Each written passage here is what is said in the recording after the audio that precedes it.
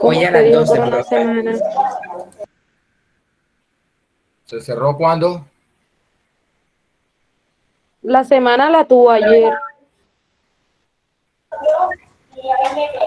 Un momentico, miro aquí.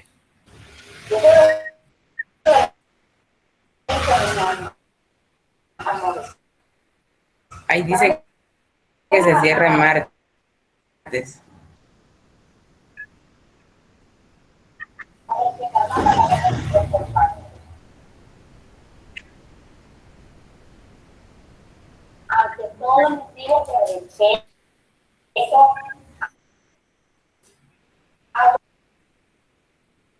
Bien, sí, se cerró el... No, se cierra hoy. Se cerrará hoy, 20 Ah, de abril, a las 12 bueno, de la noche. Entonces, dejémoslo ahí hasta esta noche. Y hasta que no se cierre, yo no activo la revisión. De pronto hay alguien que quiera o que no lo haya hecho o que quiera hacer otro intento. Entonces se cierra esta noche. Mañana lo activo. Bien.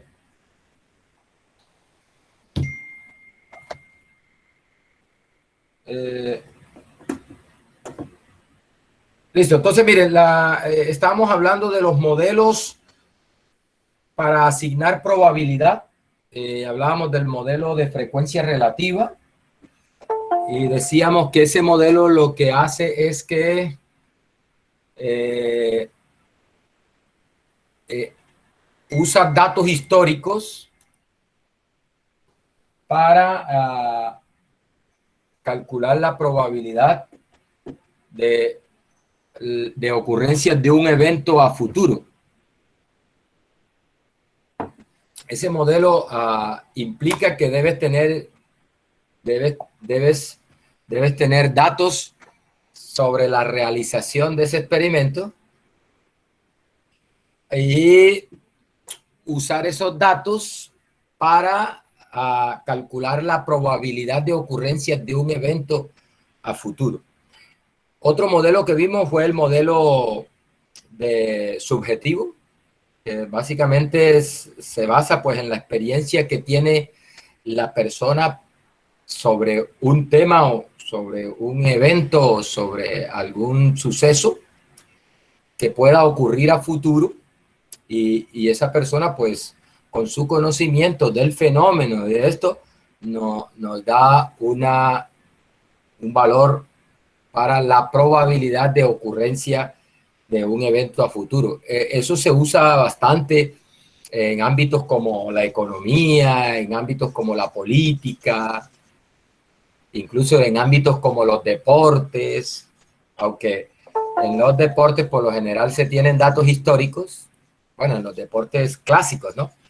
Se tienen datos históricos, pero en realidad hay una mezcla de los dos modelos, del modelo de frecuencia relativa que usa datos históricos con el modelo de subjetivo que aprovecha el conocimiento que los expertos tienen sobre tal tema para asignar probabilidad. Y el modelo clásico. Profesor, perdón, una pregunta. Sí. ¿Esta frecuencia relativa es como la frecuencia relativa que nosotros descubrimos, o, perdón, trabajamos en descriptivos? La misma. O sea, yo tengo en cuenta la frecuencia acumulada hasta el último evento. Bueno, no. En este caso es una frecuencia no acumulada. Por ejemplo, bueno, depende del evento. Cuando nos preguntan algo de cuál es la probabilidad de que esto sea menor o igual que, ahí sí se usa la acumulada. Pero en el contexto, por ejemplo, de las tablas de frecuencia, recuerda que uno divide eso en intervalos.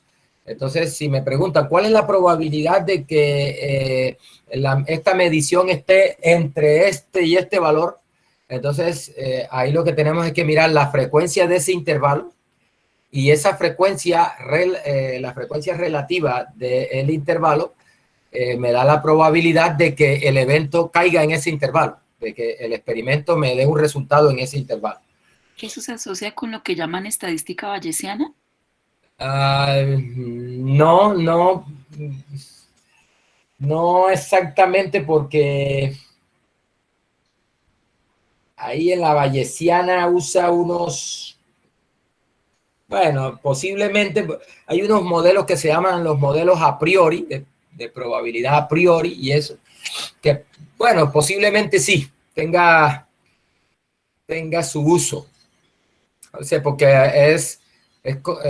los modelos a priori usan datos que ya se tienen del fenómeno, sí, para calcular probabilidades, lo que le llaman a posteriori. Sí, posiblemente sí. Pero nosotros no vamos hasta allá tan lejos en este curso. El modelo el otro modelo es el modelo clásico, que tiene que ver con los juegos de azar, y era lo que estábamos explicando en la clase anterior. La idea es que en el modelo clásico, por la forma como se hacen los experimentos, que por lo general son juegos de azar, se tiene garantizado que los resultados del experimento son todos igualmente posibles. Entonces, el modelo clásico te define la probabilidad de cada punto del espacio muestral como 1 sobre el número de elementos que tiene el espacio.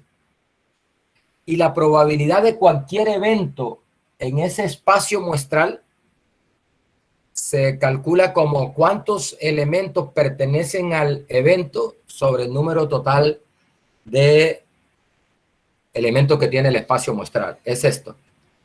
Número de casos que pertenecen a E sobre el número de casos posibles. Así se determina probabilidad en el modelo clásico. Es simplemente contar cuántos elementos tiene el evento sobre cuántos elementos tiene en total el espacio muestral.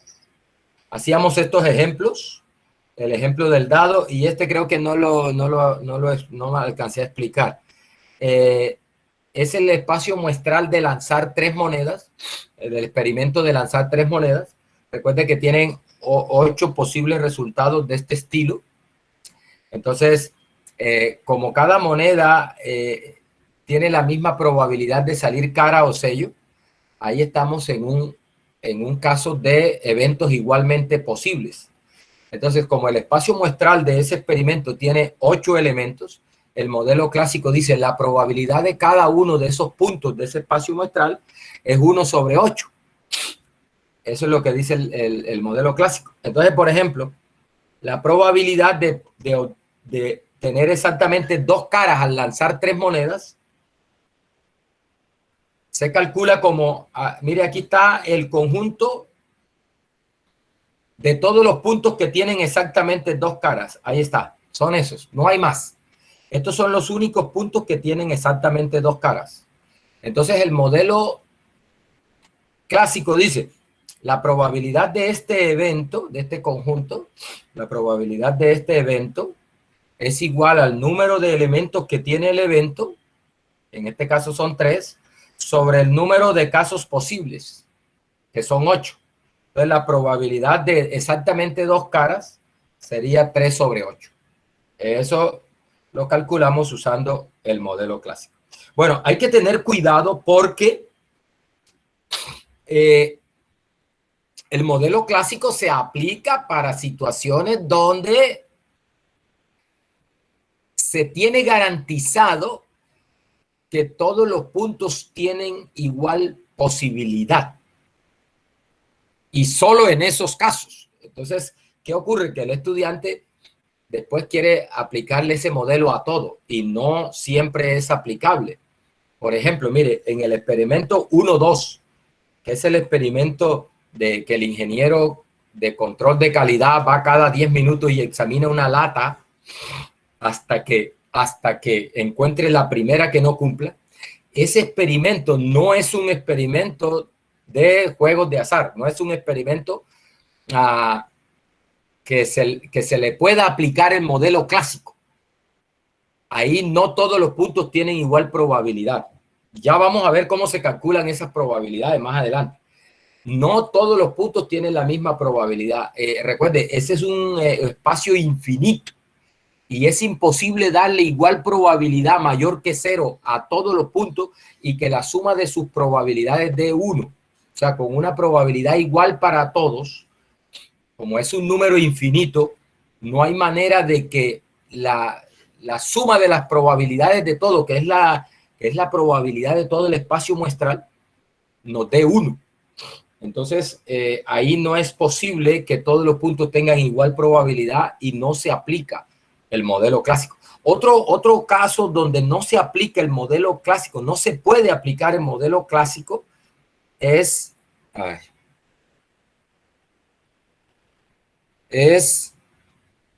en el ejemplo de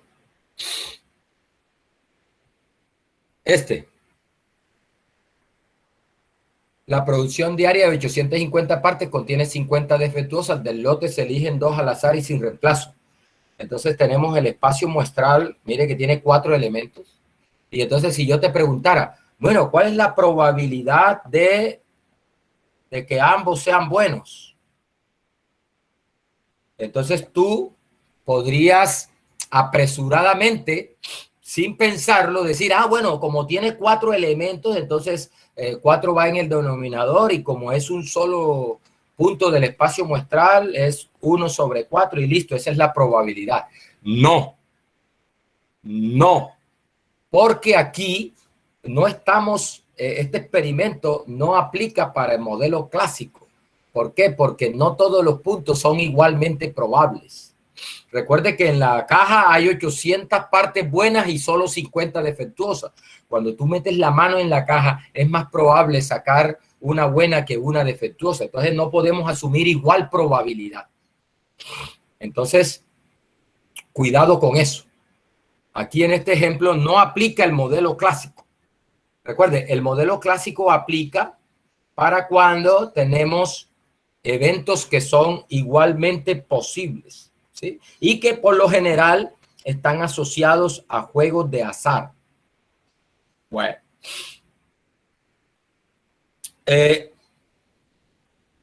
Entonces, muchachos, mire, en general, para un evento cualquiera, ¿cómo se calcula la probabilidad de un evento en general? Si tú tienes las probabilidades de cada punto del espacio muestral, si tú tienes la probabilidad de cada punto del espacio muestral, de cada punto individual del espacio muestral, entonces tú puedes calcular la probabilidad de cualquier evento de una manera sencilla. ¿Cómo? Sumando las probabilidades de los puntos que pertenecen al evento. Mire, dice, para un espacio muestral discreto, la probabilidad de un evento E, denotada como P de E, es igual a la suma de las probabilidades de los resultados en E. Así de sencillo. Simplemente para calcular la probabilidad de un evento, solo tengo que mirar los puntos que están en el evento y sumar la probabilidad de cada uno de esos puntos y eso nos da la probabilidad de todo el evento. Vamos a ver un ejemplo. Mire lo que dice acá. Dice, un fabricante somete un nuevo diseño a evaluación por parte de 2 clientes. ¿Cuál es la idea? Por ejemplo, yo soy fabricante de un producto. Por ejemplo, yo fabrico estos lápices. Entonces, antes de sacarlo al mercado, antes de fabricarlo en masa, antes de pasarlo a la línea de producción y sacarlo en cantidades para la venta, yo tengo que someter este diseño a pruebas, ¿no? Y una cosa importante es saber si el posible cliente, aquellas personas, el posible comprador del producto, le gusta o no el diseño. Entonces, toda empresa que diseña productos somete a evaluación sus diseños antes de sacarlo ya a producción, antes de mandarlo ya a producir en grandes cantidades. Entonces, esa empresa hace eso con los diseños de sus productos, ¿no? Entonces dice que somete un nuevo diseño a evaluación por parte de 2 clientes. Bueno, en la práctica esos experimentos efectivamente lo hacen de esa forma, pero lo hacen con mucho más clientes. Aquí está simplificado a 2 clientes para ilustrar lo que estamos diciendo de esta definición acá, de cómo se calcula la probabilidad de un evento en general. Entonces dice que esta empresa, el ejemplo dice que los clientes deciden de manera independiente, es decir, el cliente 1 no ve lo que dice el cliente 2, ni el cliente 2 ve lo que dice el cliente 1. De manera independiente, ellos evalúan el producto y dan un concepto de si aprueban o no aprueban el diseño del producto, es decir, si le gusta o no le gusta al cliente. Entonces, mire las posibles situaciones, las situaciones que pueden ocurrir. Bueno, aquí dice que con base en históricos, entonces eso me dice inmediatamente que están aplicando el modelo de frecuencia relativa. Dice, con base en históricos, se tiene la siguiente tabla. Mire que aquí hay unas probabilidades, ¿sí? Esas probabilidades están calculadas con base en históricos, es decir, en evaluaciones similares que han hecho en el pasado. Entonces ellos tienen estos registros. Mire, que el cliente 1 aprueba y el cliente 2 aprueba el diseño, ¿sí? En esa primera etapa de diseño, el cliente 1 aprueba y el cliente 2 aprueba solo el 4% de las veces. Se le muestra el diseño al cliente y dice, me gusta, aprobado. Y se le muestra al otro cliente de manera independiente y él lo mira y dice, me gusta, aprobado. Eso ocurre el 4% de las veces, de acuerdo con los históricos que ellos tienen de experimentos similares que han hecho. Y la otra situación que puede ocurrir es que el primer cliente apruebe, me gusta, sí, aprobado el primer cliente, pero el segundo cliente dice, no me gusta, no lo apruebo. Y eso ocurre el 16% de las veces. Otra situación es que al primer cliente no le guste, no me gusta, no aprobado, pero al segundo cliente sí le guste. Y eso dice, de acuerdo con los históricos, que ocurre el 16% de las veces. 0.16 es la probabilidad. Y la otra situación es que a ninguno de los dos le guste el diseño. Ninguno de los dos clientes apruebe el diseño. Y eso, de acuerdo con los históricos, los datos que tienen históricos, ocurre el 64% de las veces. O sea que la probabilidad es 0.64.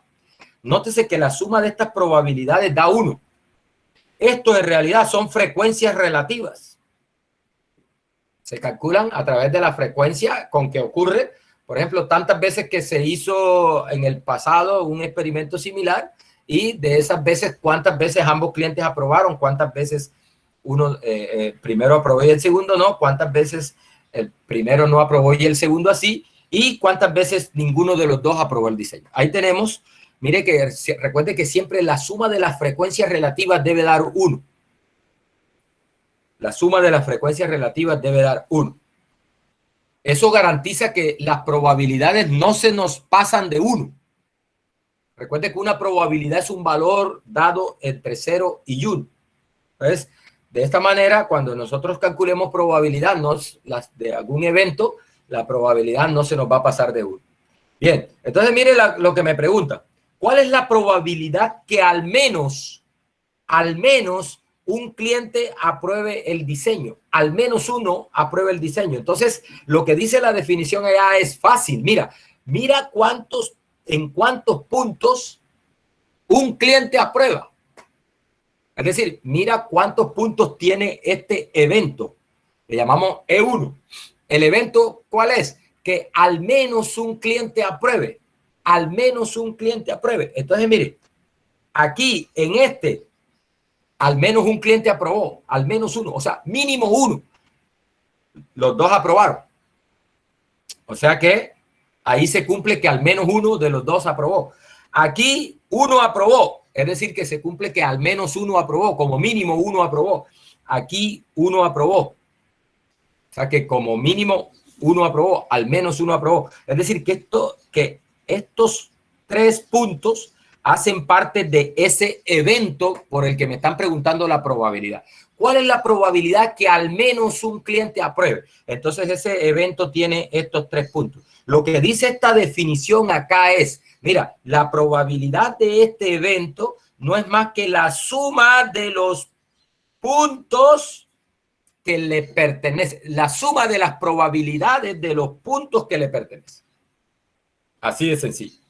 Entonces, mire, el evento es ambos aprueban, el primero aprueba y el segundo no, el primero no aprueba y el segundo sí, y ese tiene esos 3 puntos que tienen probabilidad .04, .16, y la suma de eso nos da .36. Es decir, que la probabilidad de que al menos un cliente apruebe es 0.36.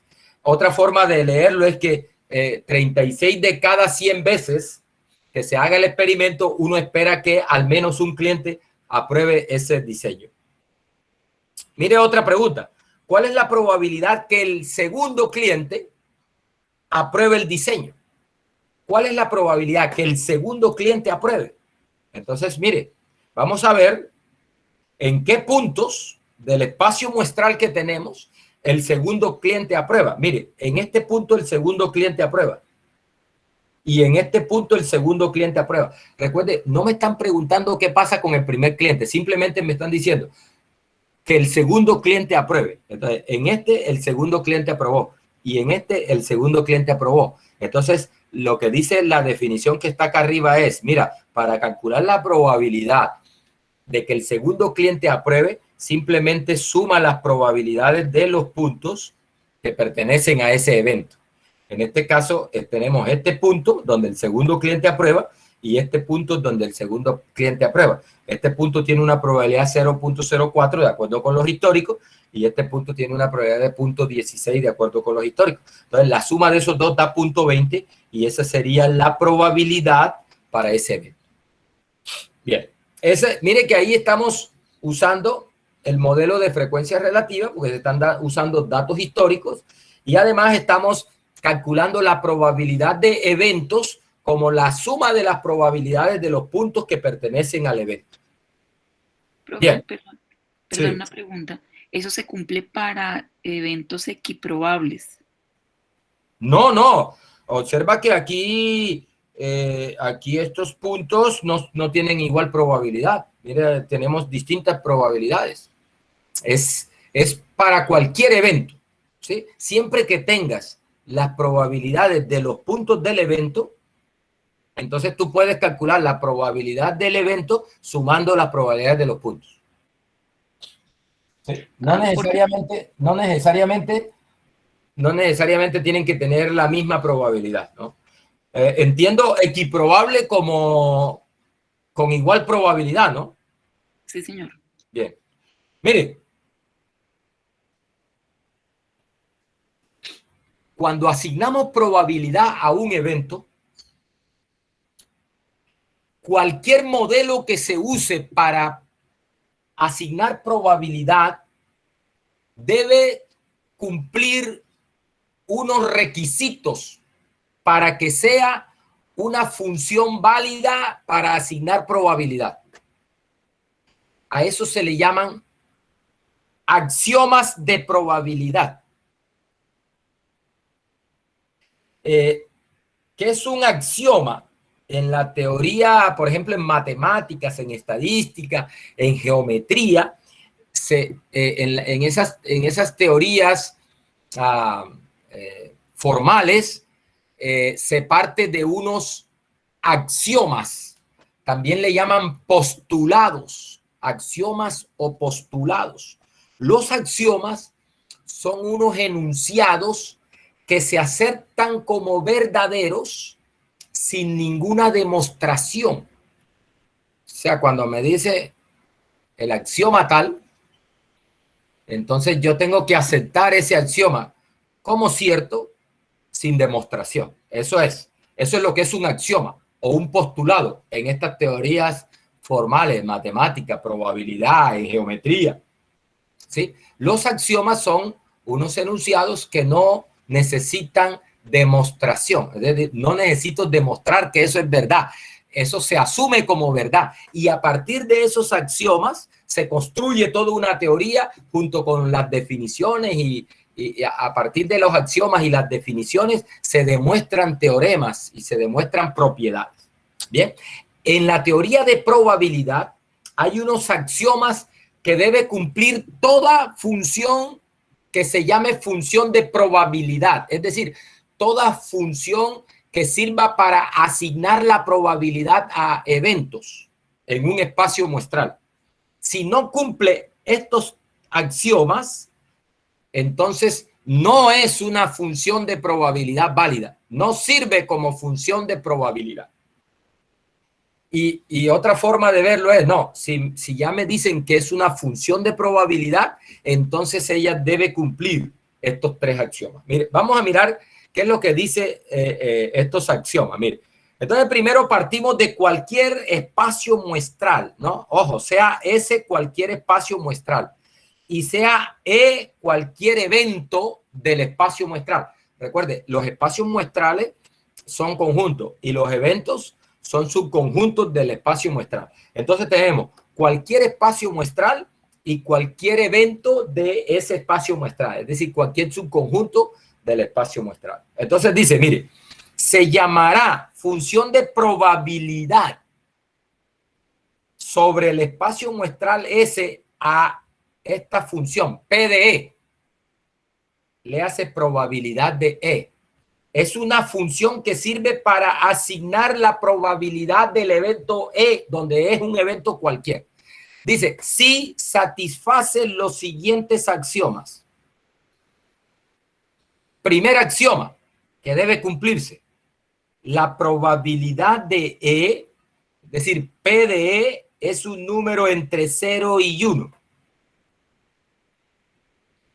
Es decir, ninguna función que uses para asignar probabilidad puede darte una probabilidad menor que 0 o mayor que 1. Nunca. No es posible. Si hace eso, no es una función de probabilidad válida. Si te da probabilidades menores que 0 o mayores que 1, no es una función de probabilidad válida. Y también, ojo, cuando estás calculando probabilidad, la probabilidad que tú calculas de acuerdo con las propiedades y las operaciones y eso que vamos a ver de ahora en adelante, cuando tú estés calculando una probabilidad, esa probabilidad debe ser un número entre 0 y 1. Lo mínimo es 0, lo máximo 1. Si tú estás calculando una probabilidad y ese cálculo te está dando menor que 0, entonces tienes que revisar porque algo anda mal. Y lo mismo si le das, si calculas una probabilidad y te está dando mayor que 1, tú tienes que revisar porque una probabilidad no puede ser mayor que 1. ¿Listo? Otra situación, otro axioma es que la probabilidad de todo el espacio muestral, debe ser igual a 1. De hecho, a este espacio muestral le llaman el evento seguro. En teoría de conjunto a uno le enseñan que cualquier conjunto A siempre es subconjunto de A. Por lo tanto, el espacio muestral S es subconjunto de S. Es decir, el espacio muestral S también es un evento, porque es subconjunto del espacio muestral. Entonces, a ese conjunto se le llama, a ese evento se le llama el evento seguro. ¿Por qué el evento seguro? Porque es seguro que ocurre cuando tú realices el experimento. Por ejemplo, yo les dije, estaban viendo la clase pasada que cuando tú lanzas un dado,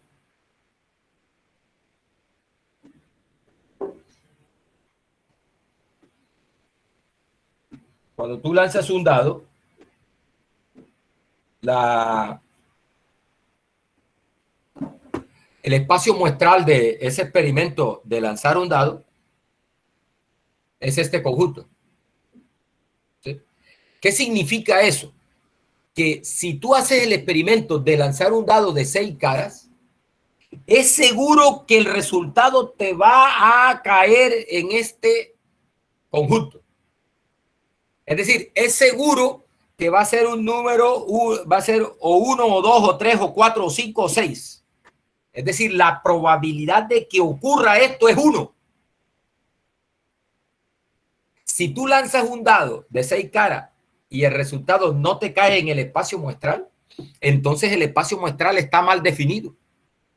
No es el espacio muestral de ese experimento. ¿Por qué? Porque por definición el espacio muestral es el conjunto de todos los posibles resultados del experimento.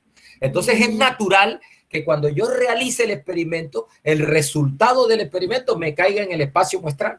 Por eso es que eso tiene probabilidad 1. Es seguro que va a ocurrir un elemento de ese espacio muestral. Ese es el segundo axioma. Y el tercer axioma es un poco más...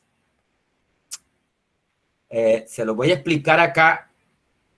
Voy a explicarlo con 2 eventos primero. Porque ahí está general.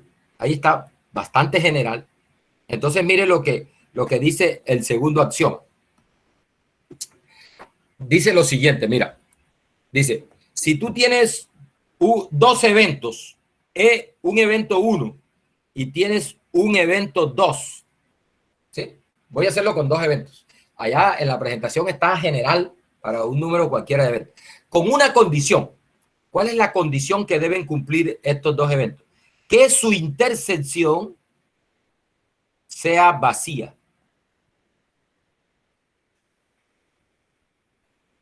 Es decir, eso fue lo que definimos como excluyentes. 2 eventos excluyentes.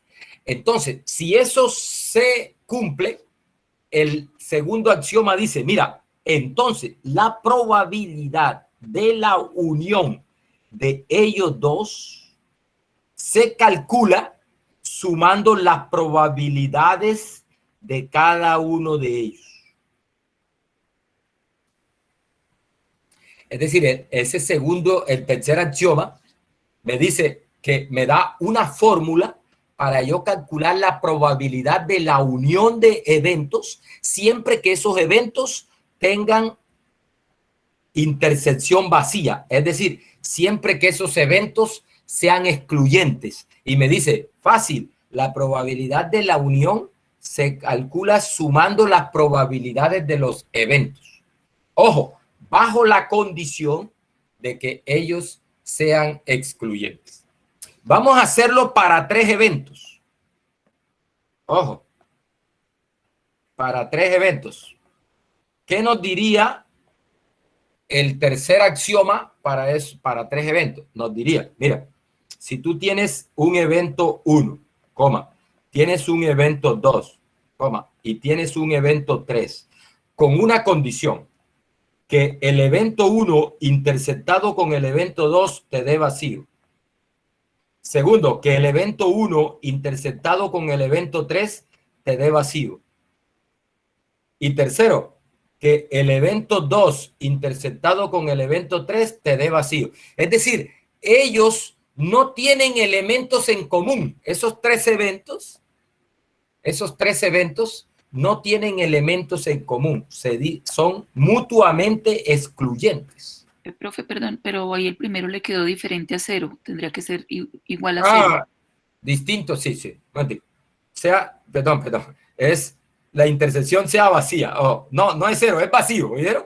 Vacío. No es lo mismo 0 que vacío. Es el conjunto vacío. Entonces, ojo, el evento 1 interceptado con el evento 2, eso debe dar vacío. El evento 1 con el 3 debe dar vacío. El 2 con el 3 debe dar vacío. Es decir, cualquier pareja de eventos, la intersección es vacía. Si eso se cumple, entonces el axioma 3 nos dice, mira, es muy fácil calcular la unión, la probabilidad de la unión de esos 3 eventos. ¿sí? ¿Y cómo se calcula? Sumando la de E1 más la probabilidad de E2 más la probabilidad de E3. ¿Sí? Entonces, ojo, lo que me está dando el axioma 3 es una fórmula para calcular la probabilidad de la unión de eventos con la condición de que esos eventos sean mutuamente excluyentes. Y te dice, la probabilidad de la unión la calculamos sumando las probabilidades de los eventos. Bueno, lo que está acá en la presentación es una generalización, mire, para cualquier número de eventos, pero eso es lo que dice en palabras, es si tienes eventos que son excluyentes, cualquier número de eventos, siempre que por pareja sean excluyentes, todas las posibles parejas que puedas formar de esos eventos son excluyentes. Entonces, tú puedes calcular la probabilidad de la unión de todos esos eventos sumando las probabilidades de cada evento. Eso es lo que dice el tercer axioma. Entonces, con esos tres axiomas se desarrolla toda la teoría de probabilidad y bueno, y teniendo en cuenta la teoría de conjuntos, porque recuerde que esos eventos son conjuntos, ¿sí? Entonces uno puede deducir algunas propiedades. Vamos a mirar unas propiedades que se pueden deducir de esos axiomas. Primera propiedad, la probabilidad de vacío, ¿sí? Es cero, dice la primera propiedad. La probabilidad de vacío es cero. Dice, ay, eso es natural. No, no es natural. Tenemos que demostrarlo. A partir de los axiomas y de los que conocemos de la teoría de conjuntos. ¿Sí? Cualquier otra cosa que tú digas que no sea uno de esos tres axiomas, tendrías que demostrarlo usando los axiomas y usando las definiciones que tenemos y las propiedades de la teoría de conjuntos y otros teoremas. ¿Sí?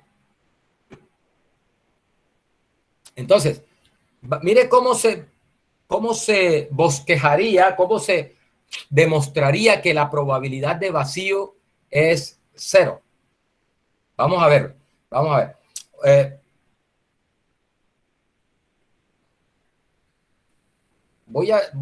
Aquí vamos a hacer una demostración formal.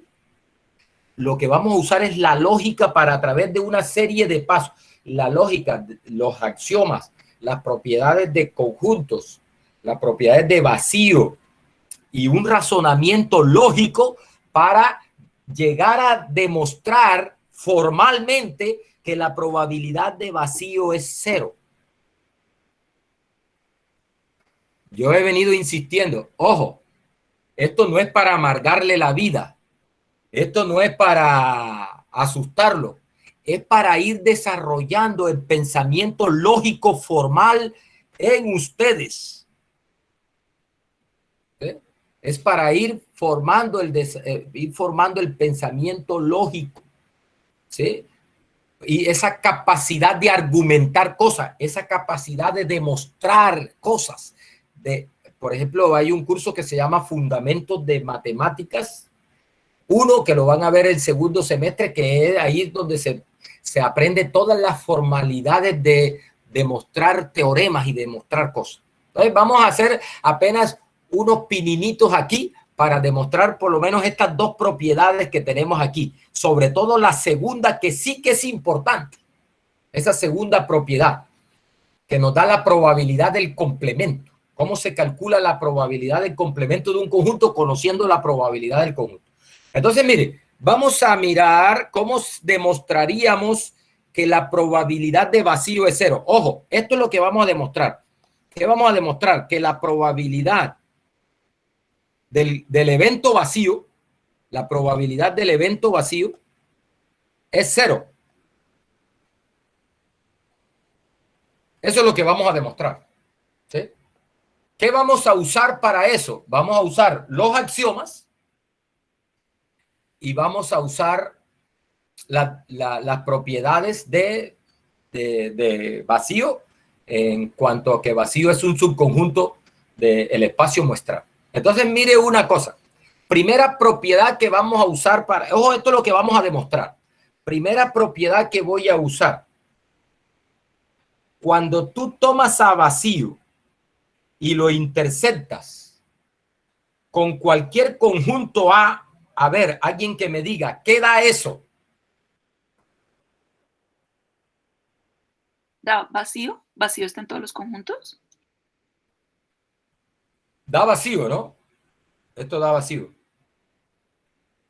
Recuerde, vacío interceptado con A. La intersección, ojo, la intersección de dos conjuntos está formada por aquellos elementos que están en ambos conjuntos, que están en los dos conjuntos al tiempo. Entonces, si a mí me dice, mire, ¿qué elementos están en vacío interceptado con A? Tendría que ser un elemento que esté en vacío y esté en A al mismo tiempo. Imposible, porque vacío no tiene elementos. Entonces, la intersección de vacío con cualquier conjunto es vacío. En particular,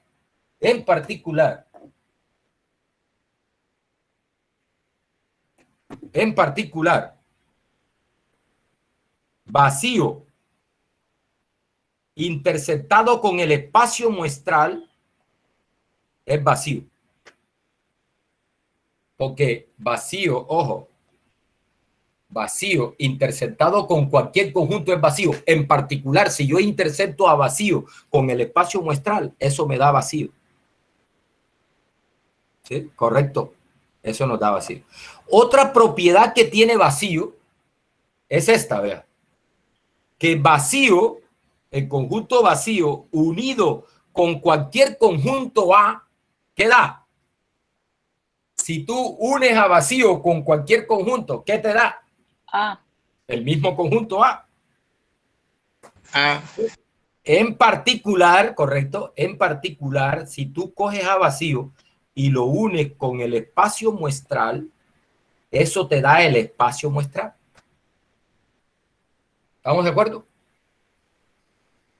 Bien. Muchachos, Sí, miren. señor. Bien.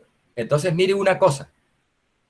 Tenemos dos conjuntos. ¿Cuáles son esos dos conjuntos? Vacío y el espacio muestral. Vacío y ese.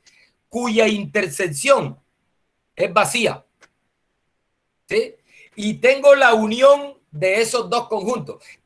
El segundo axioma me dice, cuando tú tengas dos conjuntos que la intersección sea vacía y tengas la unión de ellos dos, la probabilidad de la unión de ellos dos se calcula sumando las probabilidades de los dos. Eso dice el tercer axioma. Ojo, eso dice el tercer axioma. Ojo, el tercer axioma dice, si tú tienes un evento E1 y un evento E2 con la condición de que la intersección de ellos sea vacía, entonces la probabilidad de E1 unido con E2 es la suma de la probabilidad de E1 más la probabilidad de E2. Eso es lo que dice el segundo axioma. En particular, muchachos, aquí tengo dos eventos, vacío y tengo a S, cuya intersección es vacía. Y yo quiero calcular ahora la probabilidad de la unión de ellos. Entonces el segundo axioma me dice, si vas a calcular la probabilidad de la unión de estos dos conjuntos cuya intersección es vacía, es muy fácil. Suma las probabilidades de cada uno. Bien, entonces mire, vamos a partir del segundo axioma que dice la probabilidad de todo S, voy a ponerlo acá, vea. 1 es igual a la probabilidad de todo S. ¿De dónde saqué eso? Del segundo axioma. El segundo axioma dice cualquier función que asigne probabilidad debe cumplir eso. Si no, no es una función válida de probabilidad. Entonces, esto es algo que es cierto, ¿no? La probabilidad del espacio muestral es 1. ¿Listo? Eso lo dice el segundo axioma. ¿Listo? Entonces, mire, esto, pero S, ojo, mire, S es la unión de vacío con S. Es decir, que voy a quitar aquí a S y voy a poner vacío con S, que es lo mismo que S. O sea que aquí esto es igual a la probabilidad de vacío unido con S. ¿De dónde salió eso? Hombre, que S es la unión de vacío con S. ¿Listo? Y ahora aquí aplico el tercer axioma que dice, mira, para calcular la probabilidad de la unión de esos dos conjuntos, como ellos son excluyentes, como la intersección de ellos es vacía, el tercer axioma te dice que la probabilidad de esta unión es la suma de las probabilidades de ellos. Y mire. ¿Qué tengo aquí? Tengo que 1 es igual a la probabilidad de vacío más S. Ojo. 1 es igual a la probabilidad de vacío más probabilidad de S. Pero ¿cuánto es la probabilidad de S? Segundo axioma es 1. O sea que tengo esta ecuación. 1 es igual a probabilidad de vacío más 1. Por favor, despéjeme la probabilidad de vacío de ahí. ¿Cuánto da? Entonces de aquí paso el 1 a restar para acá y me queda, o como quiera. 0. Eso da que la probabilidad de vacío es ¿qué? 0. Y acabo de demostrar que la probabilidad de vacío es 0. Ojo, mire, note, ¿usando qué? Las propiedades que tiene el conjunto vacío en cuanto a la unión y la intersección y los axiomas que dicen que la probabilidad de todo el espacio es 1 y que la probabilidad de la unión de conjuntos, de eventos que sean excluyentes es la suma. Listo, con eso mostré a través de unos pasos lógicos que la probabilidad de vacío es 0. Bien. La otra propiedad, que esa sí que es importante, porque nos va a sacar de problemas durante todo el curso, todo lo que viene del curso en cuanto a lo que se refiere a probabilidad, es una relación que existe entre la probabilidad de A y la probabilidad del complemento de A. Para eso tenemos que tener claro qué es lo que entendemos por complemento de un conjunto. A ver, alguien que me recuerde algo de eso. El complemento es para lograr el universo. Es lo que le falta a un conjunto para lograr todo el universo. Bien. Siempre que vayamos a definir el complemento de un conjunto, tenemos que hacerlo referido a un universo. En este caso, nuestro universo es el espacio muestral. Ese es nuestro universo. Y dentro de ese universo, nosotros tenemos un evento A. ¿Sí? Un evento A. Listo. El complemento de A, muchachos, es todo aquello que está por fuera de A, pero que está dentro del universo. ¿Sí? Vamos a rayarlo aquí en un diagrama de Venn, se llama esto. Todo esto que está por fuera de A, que estoy rayando en naranja, es el complemento de A.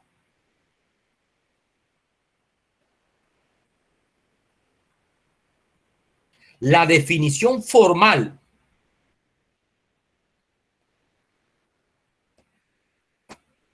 de complemento que uno encuentra en los libros de teoría de conjunto es,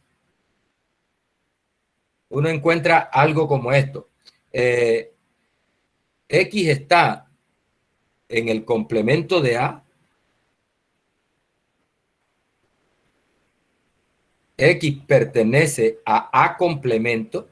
A veces lo escribo así con una C encima. Parece que Montgomery le pone una comillita encima. X pertenece al complemento de A si y solo si X no pertenece a A, donde X es un elemento del universo.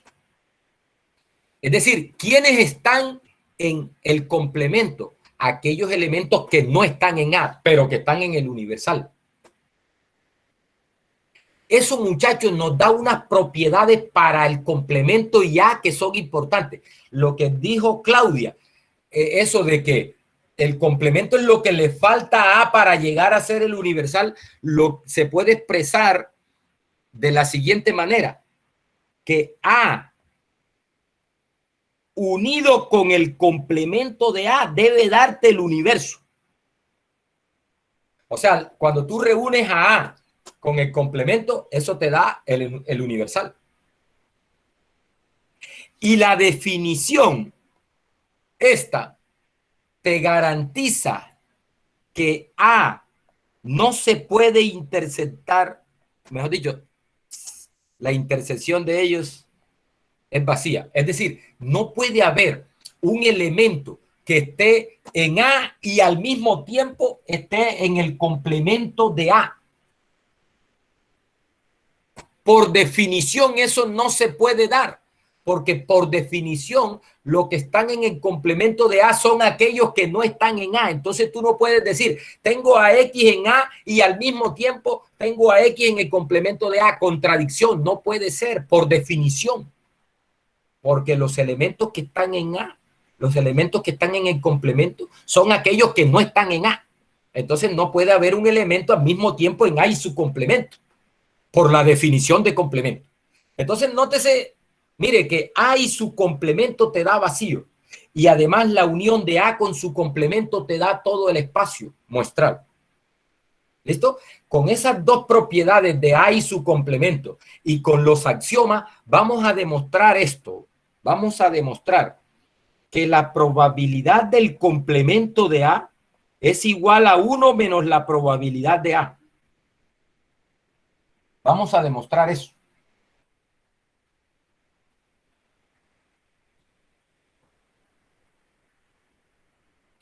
¿Listo? ¿Cómo lo vamos a hacer? Bueno, ya ahí lo tengo cuadrado, mire.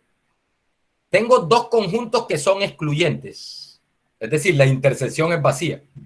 Y aquí tengo la unión de ellos. El tercer axioma te dice que cuando tú unes dos eventos que son excluyentes, la probabilidad de esa unión la puedes calcular sumando las probabilidades. Entonces, miren, voy a partir de esto. Miren. Voy a partir de que 1 es igual a la probabilidad de S. ¿De dónde saqué eso? Del segundo axioma. ¿Sí? Cualquier función de probabilidad debe cumplir que la probabilidad de todo el espacio es igual a 1. La probabilidad de todo el espacio muestral es igual a 1. Entonces, pero como esa es la unión de A y su complemento, entonces aquí tengo A, voy a reemplazar a S por la unión de A y su complemento. O sea que S lo voy a escribir como A unido a complemento, ¿sí? Por la propiedad que acabamos de decir. O sea que aquí tenemos A unido a complemento. ¿Sí? S es A unido a complemento.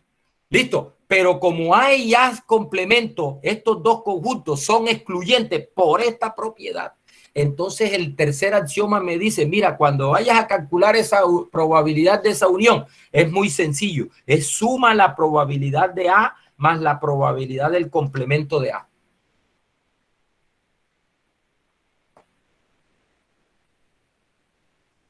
Y ahí tenemos una ecuación. Mire, mire, mire, mire. ¿Qué nos sale de aquí? Nos sale que 1 es igual a la suma de la probabilidad de A más el complemento de A.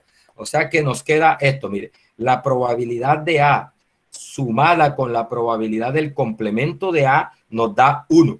Y muchachos, aquí puedo despejar cualquiera de las dos probabilidades que necesito. Si tengo una, puedo calcular la otra. Por ejemplo, si quiero la probabilidad del complemento de A, despeje de ahí, eso nos da 1 y paso la probabilidad de A a restar.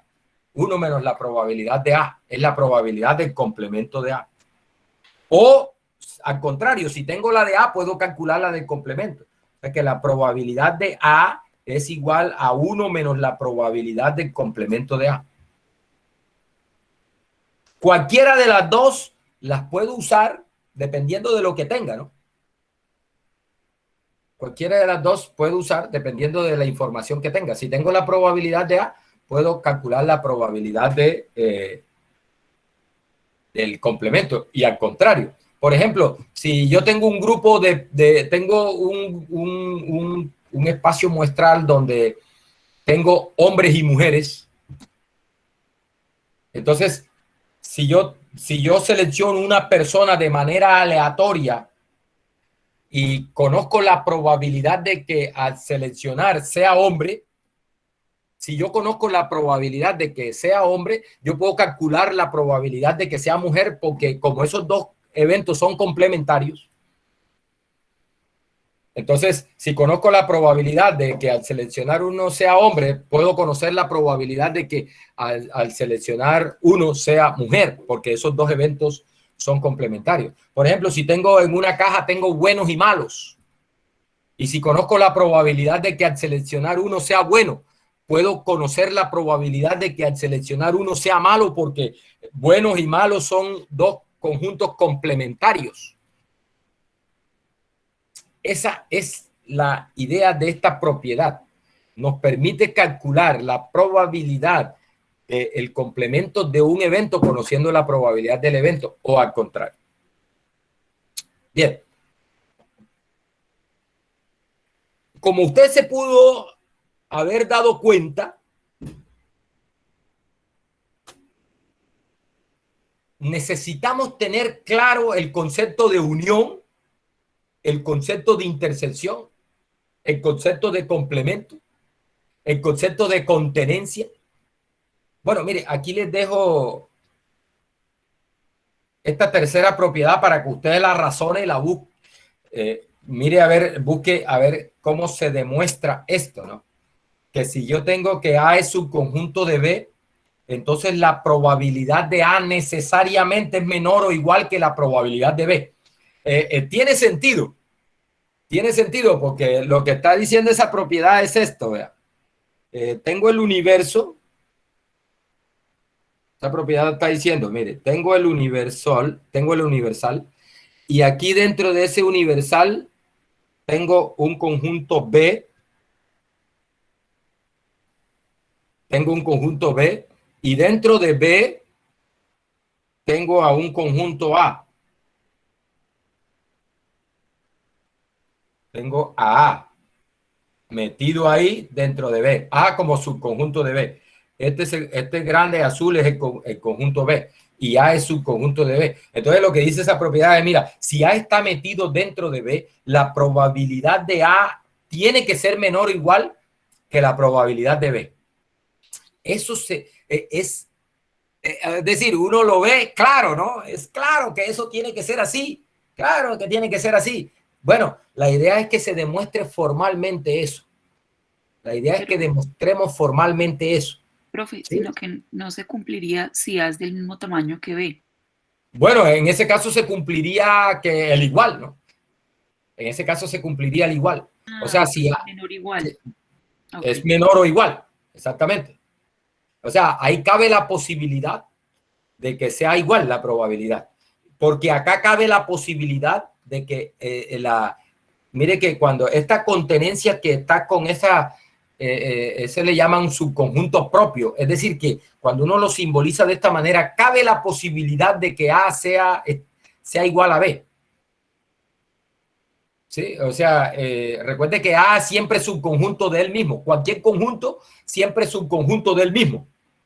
Es decir, que yo podría tener que, sin problema, A es subconjunto de A. Y en ese caso, la probabilidad de A es igual a la probabilidad de B, del mismo A. Pero en este caso es en general, si A está metido en B, obviamente, cabiendo la posibilidad de que sea igual, la probabilidad de A necesariamente es menor o igual que la probabilidad de B. Trate de razonarlo, a ver, más o menos con ese mismo tipo de razonamiento. Mire, ¿qué hay que tener en cuenta? Una cosa importantísima, mire, que cuando, en este caso, A está metido en B, la intersección de A con B es A. O sea, como A está metido en B, la intersección de A con B, la intersección de A con B es A. propiedad de intersección. Claro, si un conjunto está metido en el otro, la intersección de los dos es el más pequeño. Y por ahí se va la cosa. Y otra cosa es que, otra cosa que hay que tener en cuenta ahí es esto, que este conjunto que está por aquí fuera, este conjunto,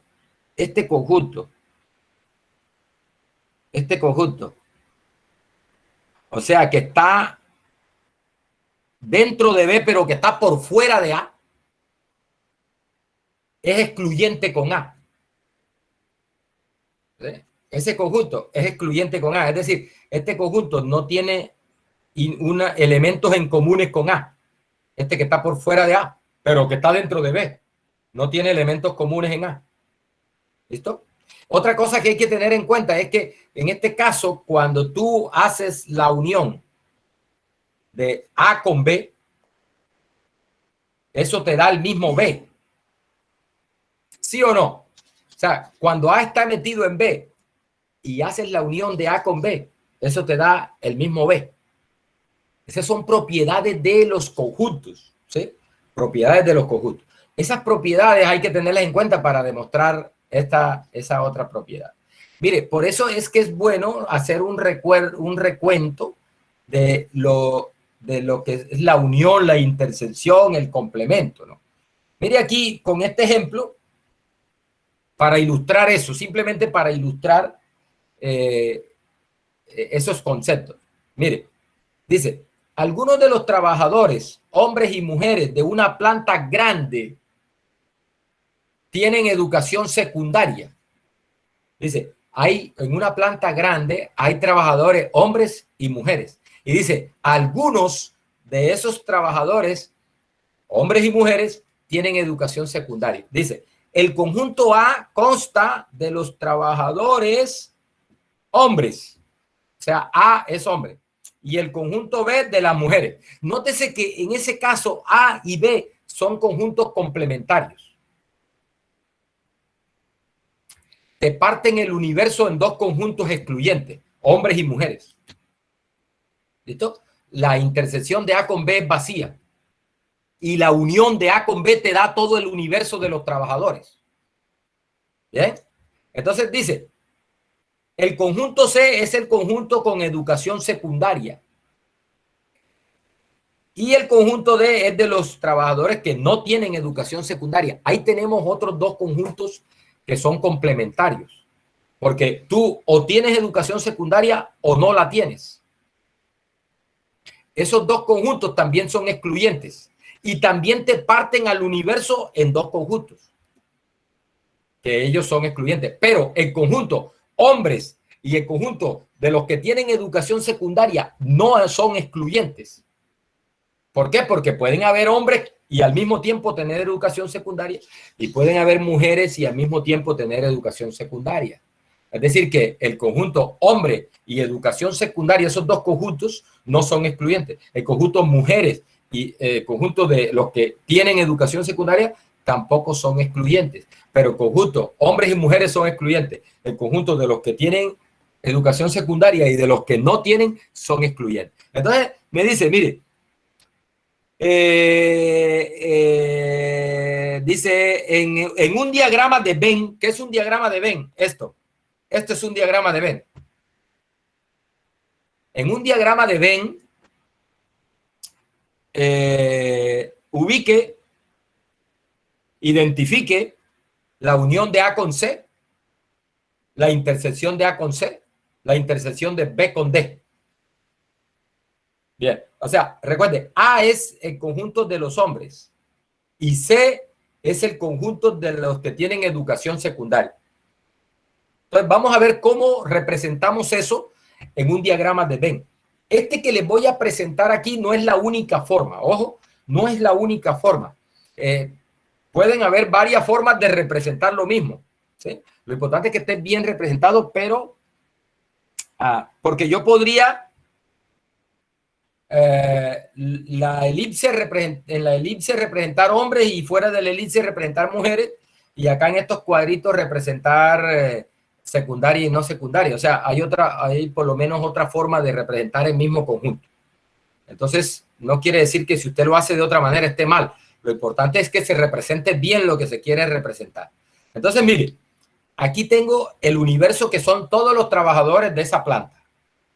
Entonces, ese universo está partido en dos. El conjunto de los hombres, que es esta parte de acá, y el conjunto de las mujeres, que es esta parte de acá. Nótese que esos dos conjuntos, al reunirlos, te da todo el espacio muestral. Al reunir esos dos conjuntos, te da todo ese. ¿Sí?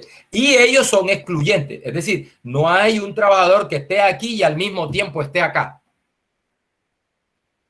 ¿Listo? Listo. Y tenemos otro conjunto que es esta elipse que está representada con esta elipse, que es el conjunto de aquellos que tienen educación secundaria, que también parte a ese en dos pedazos, los que están dentro de C y los que están por fuera de C, que sería el complemento, que serían los que no tienen educación secundaria, que ahí dice que lo llaman D. Entonces me dice, represente ahí en ese diagrama, raye en ese diagrama la unión de A con C. La unión de A con C. Entonces, mire, todo eso que está en verde es la unión de A con C. Muchachos, para que un elemento esté en la unión, basta que esté en uno de los dos conjuntos. La pregunta del millón aquí es, oiga, ¿será que en el conjunto A unido C hay hombres? Sí, ¿verdad? Sí. Claro, hay hombres. Y la pregunta es, ¿será que en el conjunto en el conjunto A unido C hay mujeres? También. Sí. También hay mujeres. Sí. ¿Por qué hay mujeres? Porque en ese conjunto de la unión tienen que estar los que sean hombres o los que tengan educación secundaria. Eso incluye a algunas mujeres que tienen educación secundaria. La condición para estar en la unión es que tenga una de las dos características, o que esté en A o que esté en C, o que esté en ambos, también está en la unión. ¿Listo? Entonces, mire, este conjunto que tenemos aquí, esta parte verde que está aquí, que está metida en el conjunto B, son mujeres. Son mujeres. ¿Sí? Lo que pasa es que estas mujeres tienen educación secundaria y por lo tanto están en la unión de A con C. ¿Bien? Ojo con eso. Entonces, el concepto de unión, para estar en la unión, para que un elemento esté en la unión, se necesita que esté en uno de los dos o que esté en ambos. Basta que esté en uno de los dos para estar en la unión. Basta que esté en uno de los dos para estar en la unión. Bien, ese es el concepto de unión. Un elemento está en A unido C, sí, solo sí, X está en A o X está en C. Y ese O es un O incluyente, o sea, ese O puede ser en ambos. Nótese que este conjunto de acá es el conjunto de hombres y que al mismo tiempo, este de aquí, este conjunto son hombres y que al mismo tiempo tienen educación secundaria. Nótese que aquí tienen las dos al tiempo. Son hombres y tienen educación secundaria. ¿Listo? O sea, tienen las dos cosas al tiempo y también están en la unión. Aquí, uno que solo tiene educación secundaria está en la unión. Y este que es solo hombre sin educación secundaria está en la unión porque es hombre. Basta que tenga una de las dos para estar en la unión. ¿Listo? Me piden que represente la intersección de A con C. Esa es sencilla. Mire, ahí está la intersección de A con C.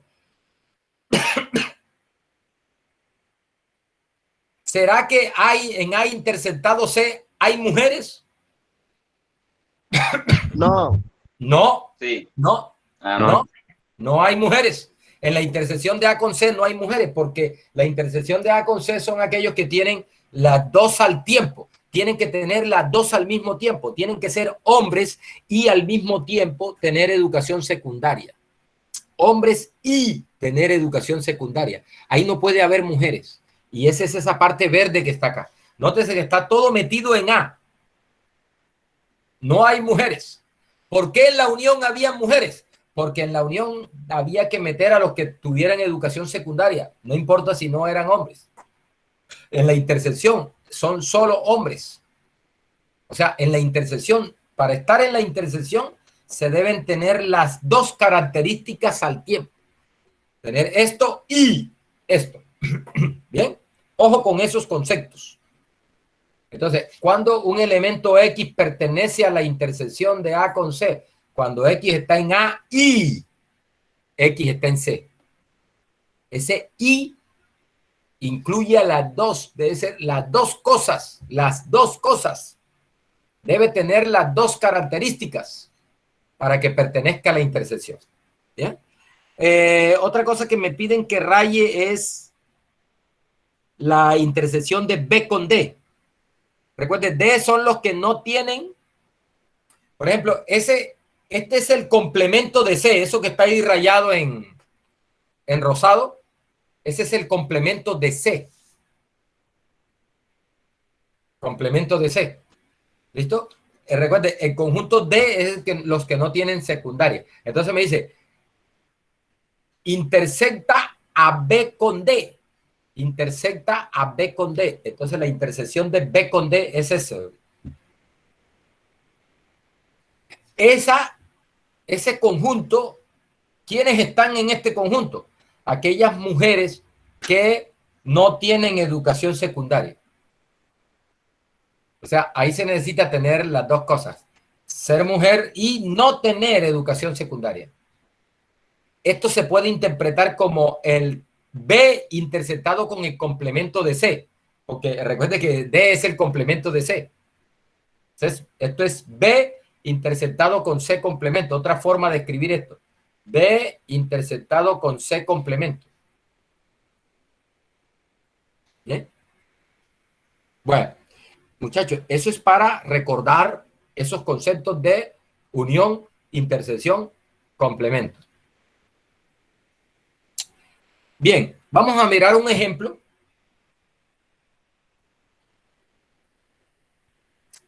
Este ejemplo es una aplicación de el modelo de frecuencia relativa.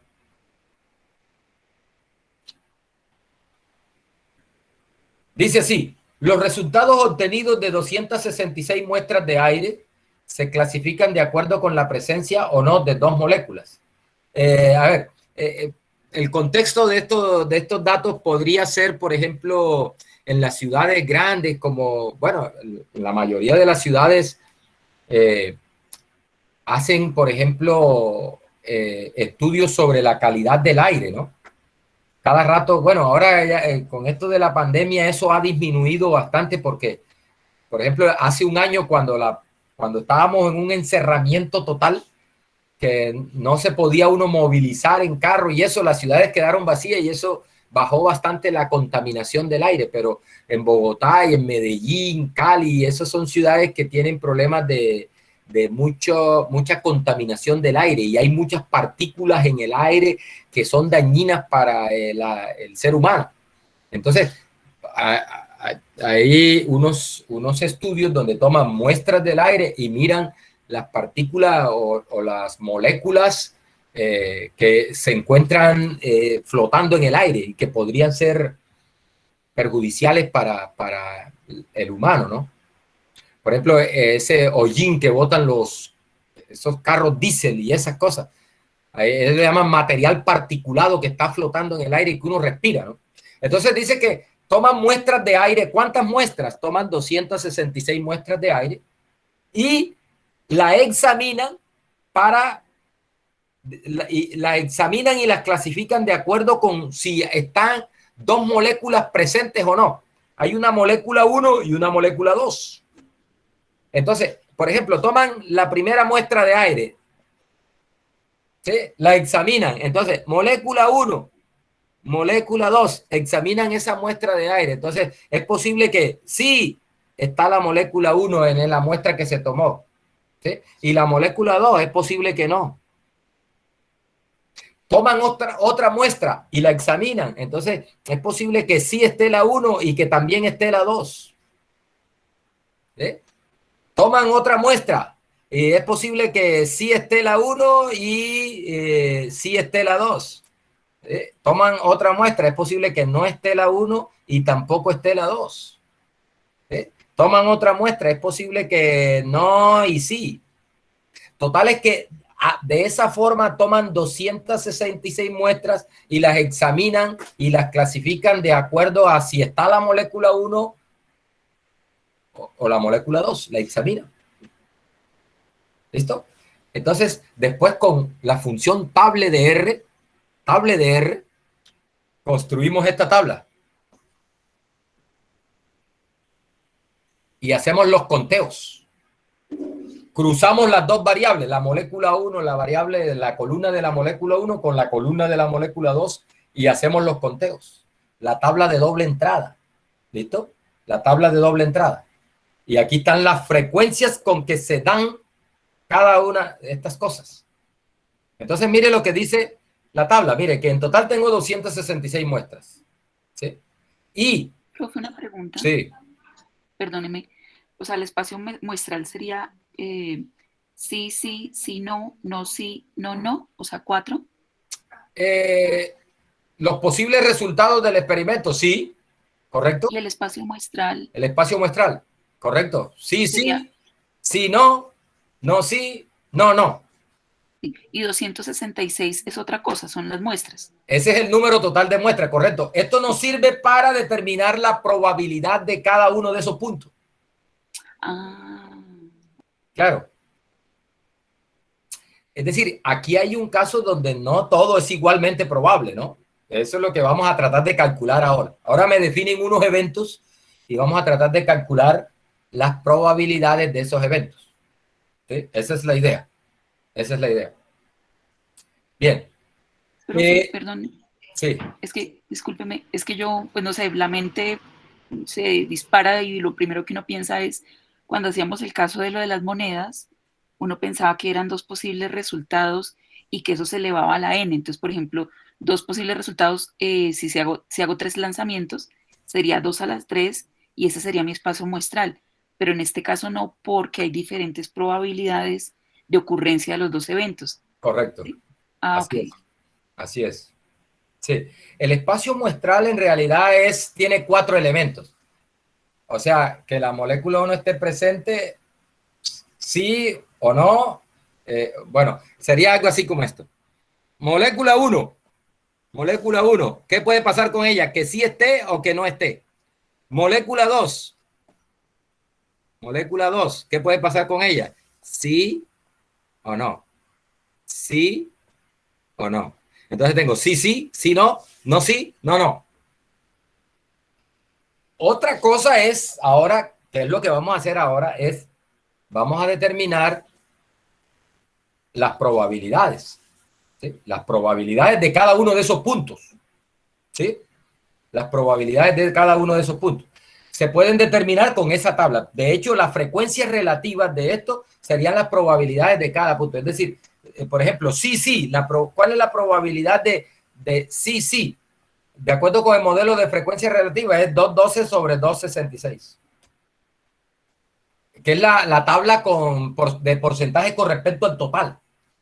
Que nosotros vimos por allá cuando vimos esas tablas de contingencia, ¿no? Los porcentajes con respecto al total. Por ejemplo, 18 sobre 266 es la probabilidad de no sí. Y esta 24 sobre 266 es la probabilidad de sí no. Y 12 sobre 266 es la probabilidad de no, no. ¿Listo? Eso es. Cuando uno calcula las probabilidades, por ejemplo, cuando uno calcula la tabla de porcentajes con respecto a fila o con respecto a columna, ya vamos a ver más adelante que eso se le llaman probabilidades condicionales. Es decir, uno fija, dado que se encontró la molécula 1, ¿Cuál es la probabilidad de que la molécula 2 está presente? Eso se le llama una probabilidad condicional y no son más que las tablas de porcentaje con respecto al fila o porcentaje con respecto al total, dependiendo de lo que se esté pidiendo. A eso se le llaman probabilidades condicionales. Acá, así por ahora, vamos a tratar con estas probabilidades que son probabilidades con respecto al total general de 266. Bien. Entonces, mire lo que me definen acá. Me definen unos eventos y me piden que le calcule la probabilidad a esos eventos. Me dice, vamos a definir el evento A, que es la molécula 1 está presente. La molécula 1 está presente, ese evento. Y me definen el evento B, que también es la molécula 2 está presente, la molécula 2. Entonces me piden, calcule la probabilidad de A. Es decir, calcule, por ejemplo, imagínate un experimento a futuro. Ya tenemos estos datos que lo tomamos, por ejemplo, en cierto día en la ciudad.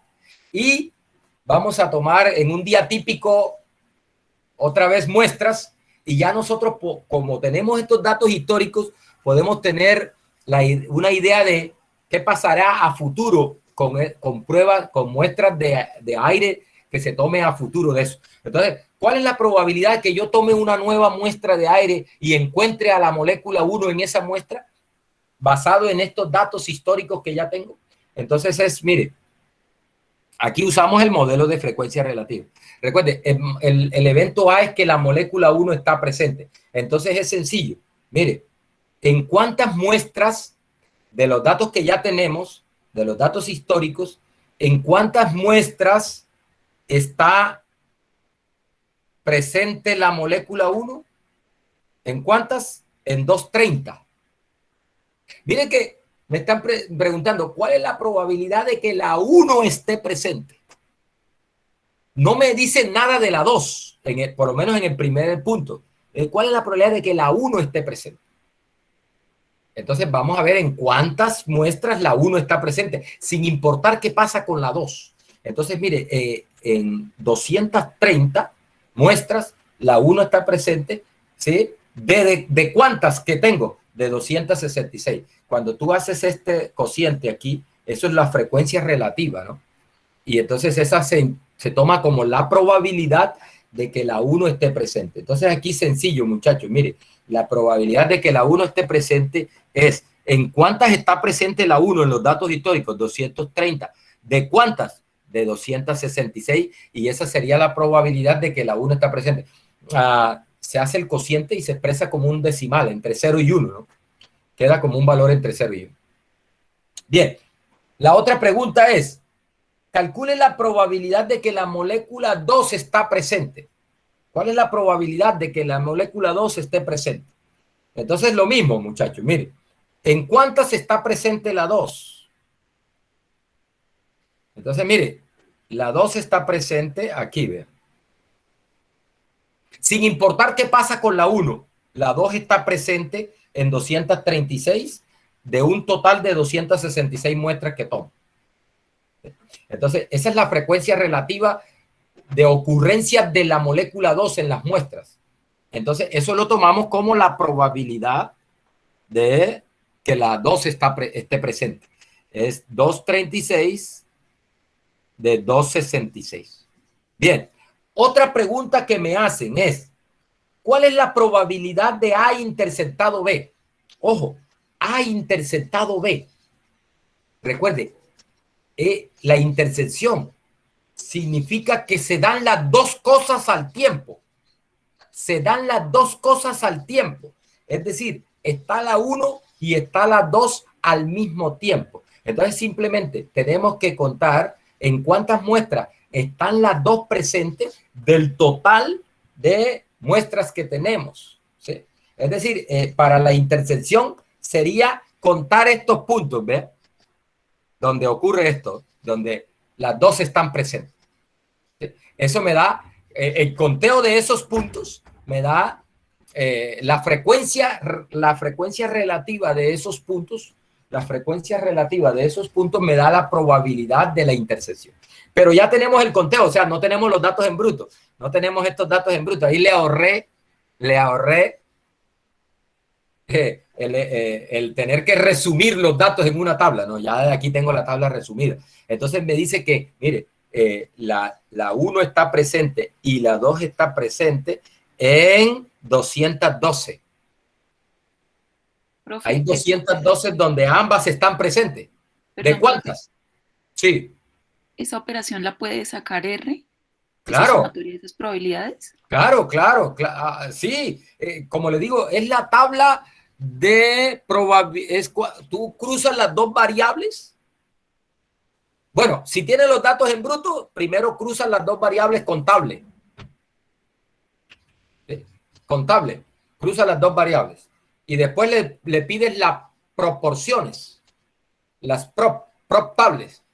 Entonces pides proptable y te calcula. Lo que te da probable son las probabilidades, pero de estas, ¿ah?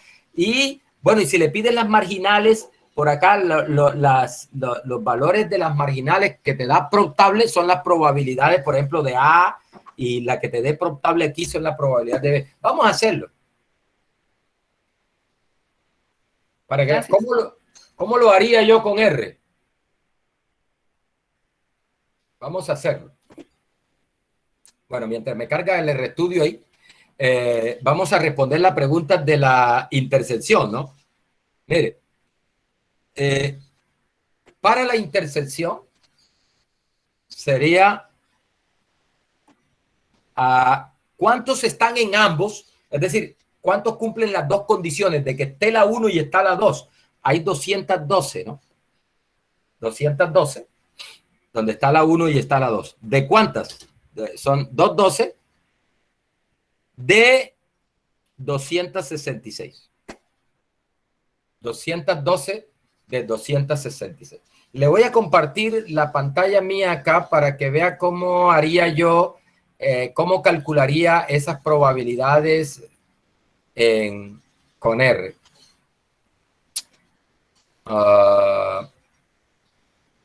Vamos a presentar acá.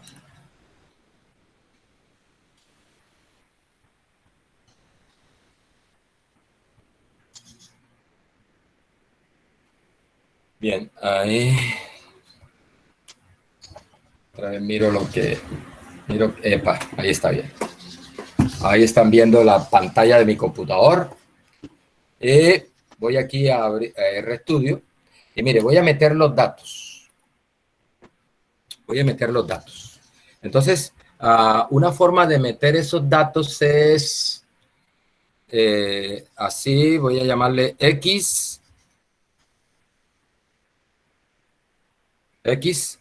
C, y voy a ver acá en la tabla, 212, 18, ojo, lo estoy ingresando por fila, 24, perdón, por columna, 24 a 12. Ahí está. Esos son los datos. Los ingresé en un vector X. Ahora, ese vector X lo voy a convertir en una tabla. As.table X. Vamos a ver cómo me la da. Bueno, no. Tengo que decirle cuántas filas tiene la tabla. No, tengo que dársela como una matriz. Primero la voy a convertir en una matriz. Con esta función, matrix X. Y le digo nRow igual 2. Es decir, que me haga una matriz, que me construya una matriz a partir del vector X con dos filas. Ahí está, mire. Ahí está 212. Mire cómo queda. 212, 18, 24, 12. Ahí está. Y ahora sí voy a convertir esta matriz en una tabla. Porque la función probtable y eso funcionan es con tablas. Entonces le voy a llamar así, voy a llamarle tabla, simplemente tabla. Y listo. Ahí la tengo convertido en una tabla. Voy a imprimir la tabla, ¿no? Tabla. Y ahí está, mire. Esa es la tabla. Le voy a agregar las marginales a la tabla. Entonces, le digo add margins y le entrego la tabla. Y ahí tengo la tabla con las marginales, ¿no? Mire, 236, 30, 230, 230, 36. Y ahora voy a decirle que me calcule las proporciones. Le digo prop.table. Recuerde la función prop.table. Ya eso la vimos acá. Prop.table de la tabla. Y mire, esas proporciones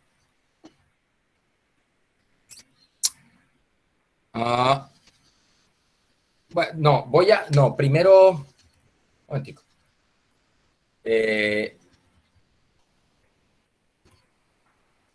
Si las marginales se le ponen después, porque si no, la embargo.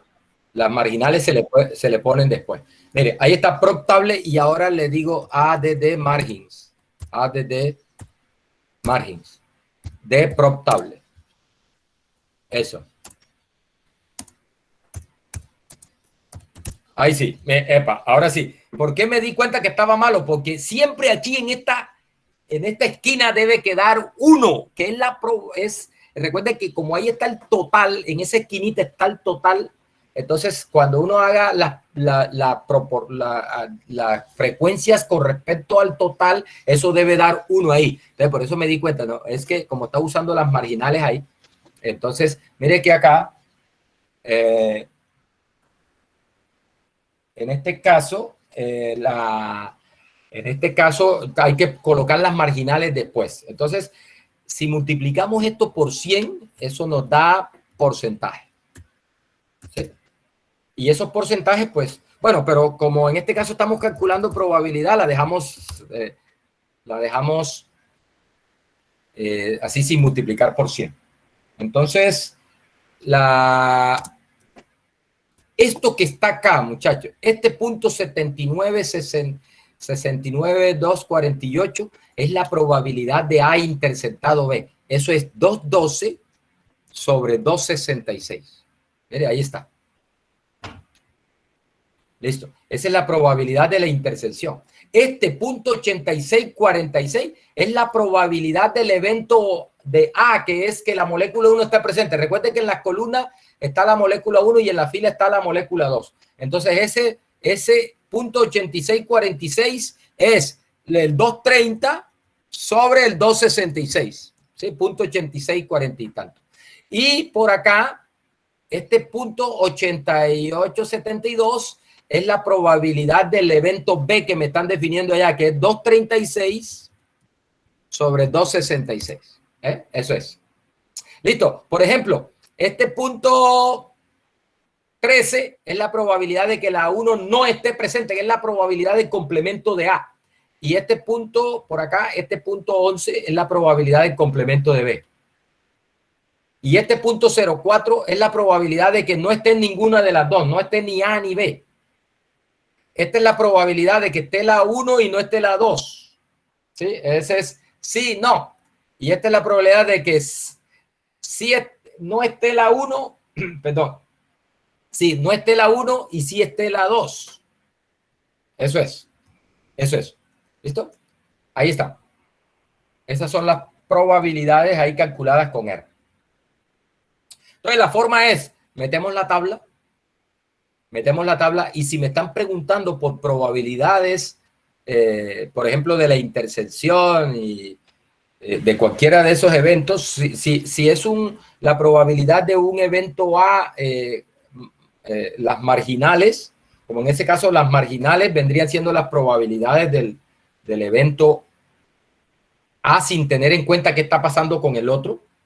¿Sí? Y por dentro en realidad son probabilidades de intersecciones, pero hay que saber qué es intersección. Ahora miramos que esto se puede escribir como un diagrama de Venn y uno identifica claramente qué es cada cosa en términos de operaciones con conjuntos. Ya miramos eso.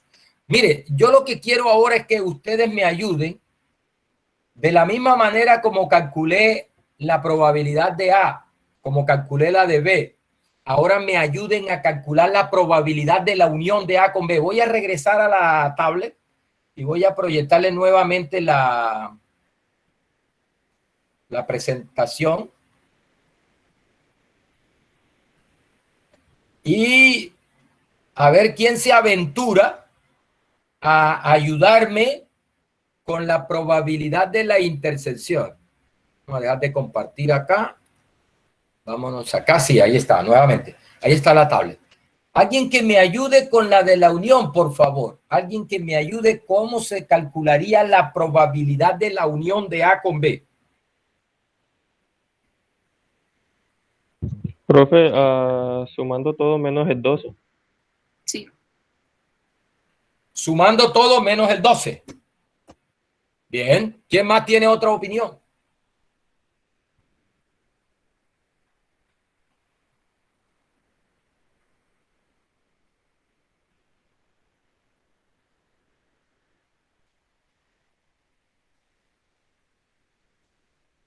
Profe, yo opino igual que lo que dijeron mis compañeros. Bien.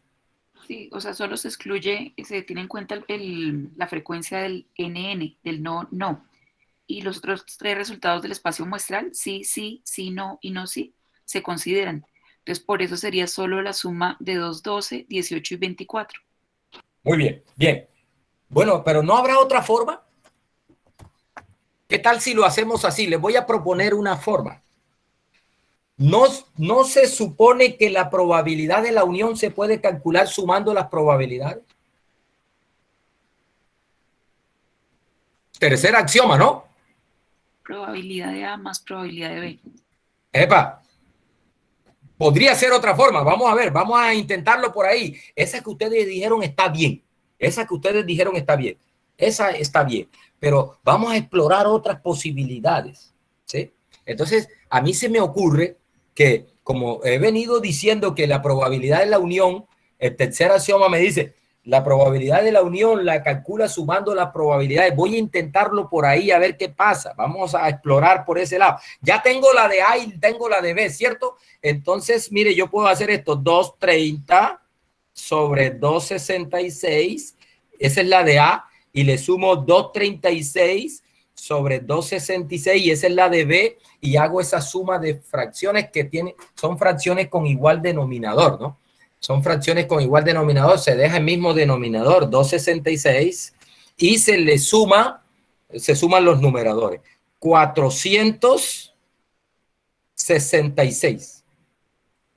466 sobre 266. ¿Qué opinan de esa solución?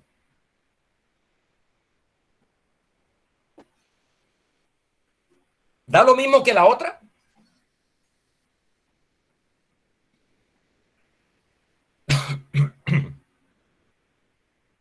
¿Será que esa solución está bien? No, profe, está mala. ¿Por qué está mala? La Porque 254 da 2.80 y eso tiene que terminar siempre en 1. O sea, tiene que estar entre 0 y 1. Perfecto, doctor. Perfecto, doctor.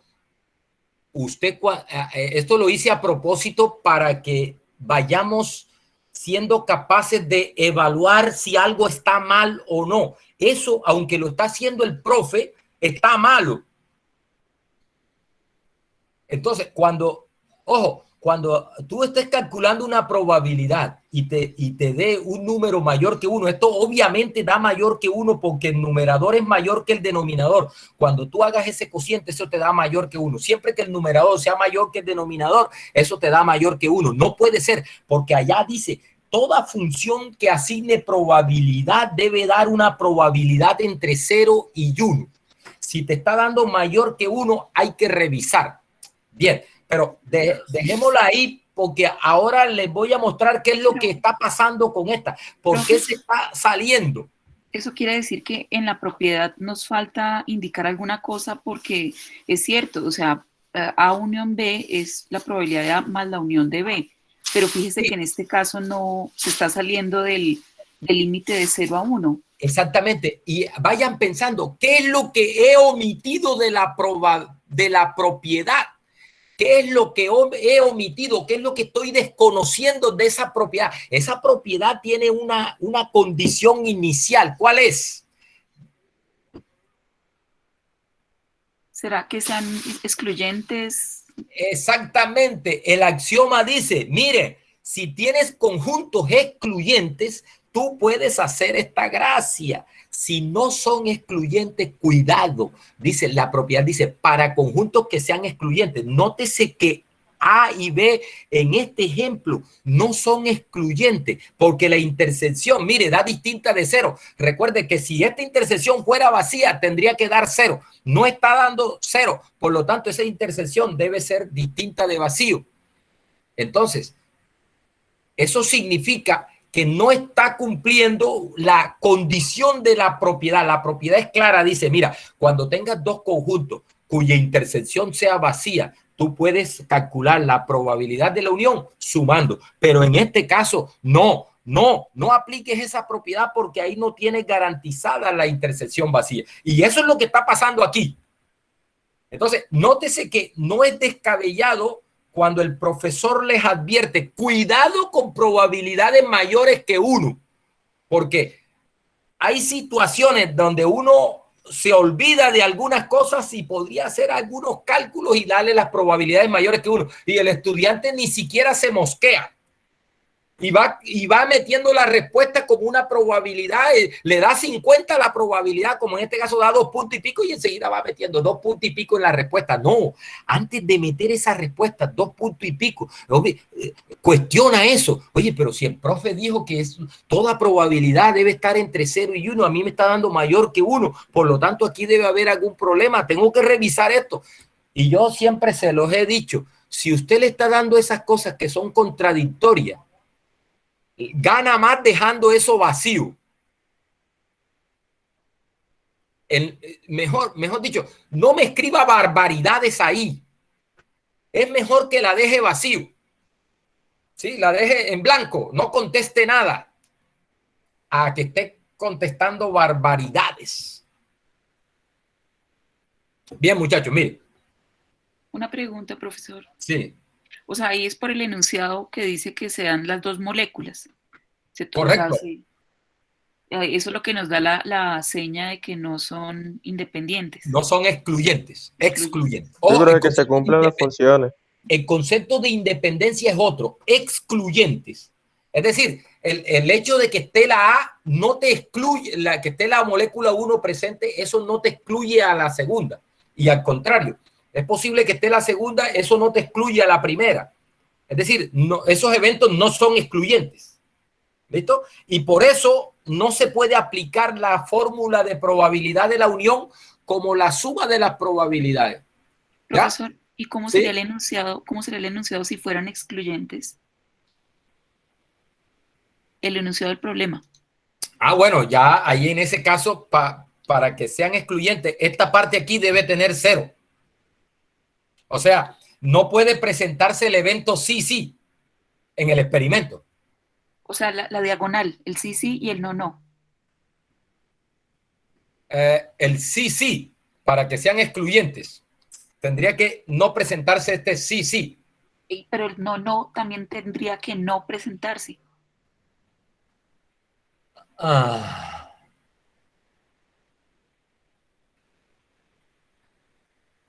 Porque serían hay dos eventos. No necesariamente. Es decir, es posible que no esté la molécula 1 y tampoco esté la 2. Por ejemplo, es una situación donde son bichitos y, por ejemplo, una se come a la otra. ¿Ya? De tal manera que no pueden estar las dos al tiempo ahí, porque no es posible que estén las dos al tiempo ahí porque se depredan una a la otra. O sea, lo que usted quiere decir es que el sí es una condición suficiente para que yo diga que son eventos excluyentes. Correcto, sí. Porque queda como complicado. Esa es la definición. Esa es la definición. Es decir, el hecho de que no puedan estar las dos no te excluye que Es decir, que si las dos al tiempo no pueden estar, eso no implica que no puedan, que la ausencia de las dos no se dé. Es decir, tú tomas la muestra de aire y es posible que no esté la 1 y tampoco esté la 2. Correcto. ¿Cierto? Profe, pero es posible que cosa, si son excluyentes pues no estén es las algo dos. que confunde a todo el mundo. Esta noción de excluyentes, pensando también en la noción de cuando los eventos son dependientes o independientes, o cuando hay reemplazo o no hay reemplazo. Esas tres nociones, nosotros las vamos a clarificar más adelante. Por supuesto, ya prontico vamos a ver el concepto de independencia.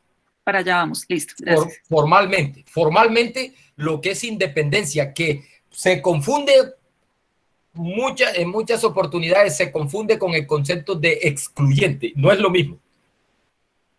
No es lo mismo. Excluyente es que si se da un evento, no puede darse el otro simultáneamente. Son eventos excluyentes. Ya vamos a ver que independiente lo que significa es que si se da que la probabilidad de que ocurra un evento no se ve afectada por el hecho de que haya ocurrido el otro o no. Eso es independencia. Eso es independencia. Que sumemos las probabilidades, ¿cierto? Tiene que ver con las probabilidades. La probabilidad de que el evento A ocurra no depende de si B ha ocurrido o no. Es decir, la probabilidad de que ocurra A se mantiene constante, haya ocurrido el evento B o no. Eso se llama independencia.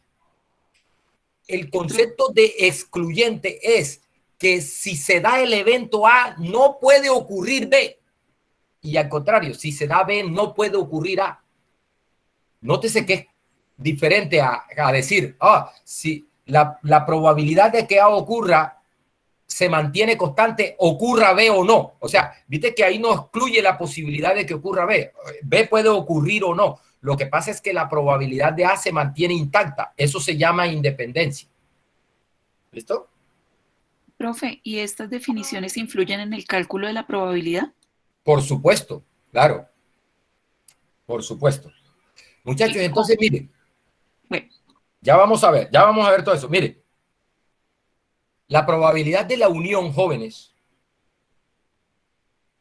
efectivamente, como lo dijeron ustedes, es este más este. Ahora, lo que les decía es que uno puede representar esto en un diagramita de esta manera, para que lo entendamos y entendamos también lo que está pasando acá y entendamos una fórmula que les voy a dar ya para la unión en general. ¿Listo? Eso es lo que quiero mostrar. Mire, este cuadro yo lo puedo representar aquí, mire. Tengo el conjunto A, tengo el conjunto B. Entonces, para llenar estos datos y colocarlos en términos de conjunto, ojo, este es A, la molécula 1 está presente, y este es B, la molécula 2 está presente. Entonces, para llenar este diagrama, teniendo en cuenta estos datos, siempre empezamos por acá. Mire, en la intersección hay 2,12, es decir, donde están los dos. Este 2,12 es esto. Sí, o sea, está A y está B. Entonces, mire, hay una que están en A que no están en B, son estas 18. O sea, está presente la 1, pero no está la 2, 18. Ese 18 lo colocamos aquí. Y ahí completamos las 230 de A. Y acá en B hay 24 que están en B, pero que no están en A, que son estas 24 de acá. Estas 24 van aquí. Y ahí completamos las 236 de B. Y estas 12 están acá afuera. ¿Listo? La unión de A con B es esto, jóvenes. Mire, la unión de A con B es esto. Incluye estos. ahí van los 212 más los 18 y después incluye estos y ahí van los 24, que efectivamente, como ustedes dijeron, 18 más 212 más 24. ¿Listo? Esa es la probabilidad sobre el total. Esa es la probabilidad de la unión. Es 18 más 2, 12 más 24. Es todo esto, mire. Todo esto. ¿Listo? Muchachos, ¿qué es lo que pasa con la operación que yo hice allá que se salió? La sacamos del estadio, se pasó de 1. Entonces, ¿qué es lo que está pasando allá? Mire, que cuando uno suma la probabilidad de A, vamos a dibujarlo aquí con un colorcito. Cuando yo sumo la probabilidad de A,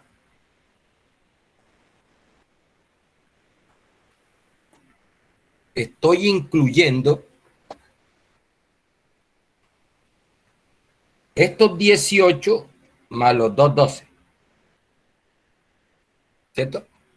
Lo que acabo de ahí en rosado. Y cuando sumo la de B, si sumo la de B, mire que nuevamente estoy sumando los 212 que ya los sumé porque los estaban en A. Es decir, esos 212 están en A y también están en B. Entonces, cuando tú sumes la probabilidad de A y vuelvas a sumar la probabilidad de B, los 212 se están sumando 2 veces porque los 212 están tanto en A como en B.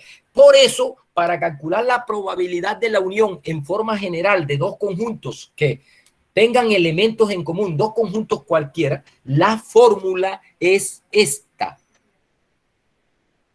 La probabilidad de la unión de dos conjuntos cualquiera es la probabilidad de A más la de B, restando la probabilidad de la intersección.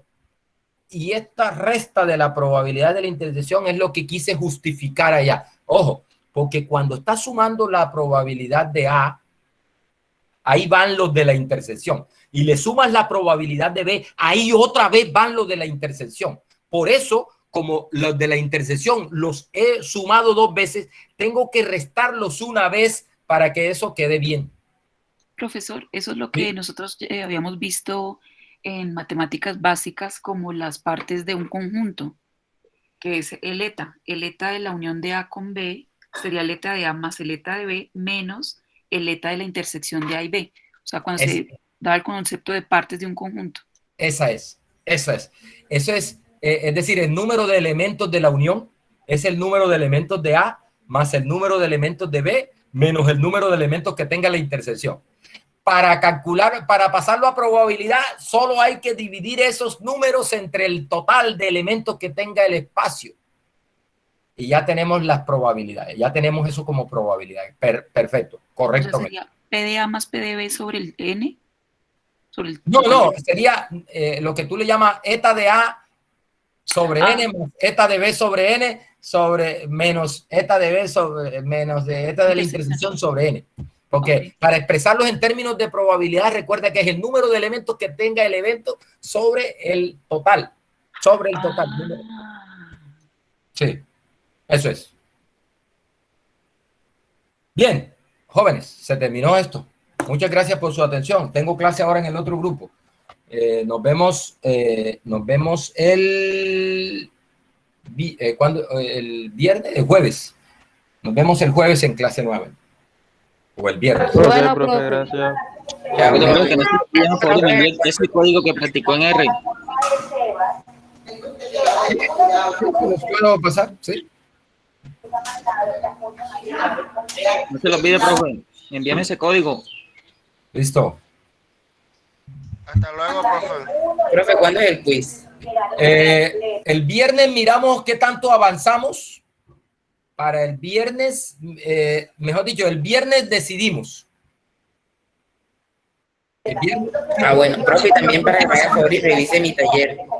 el viernes es el viernes fijamos fecha de quiz, de evaluación. Nosotros tenemos clase con usted martes y jueves, profe. Eso, entonces el jueves. Pasado mañana. Bueno, profe. Pasado mañana hablamos de eso. Muchas gracias por su atención. Me voy porque tengo clase en el otro grupo. Chao, profe, gracias a usted. Bueno.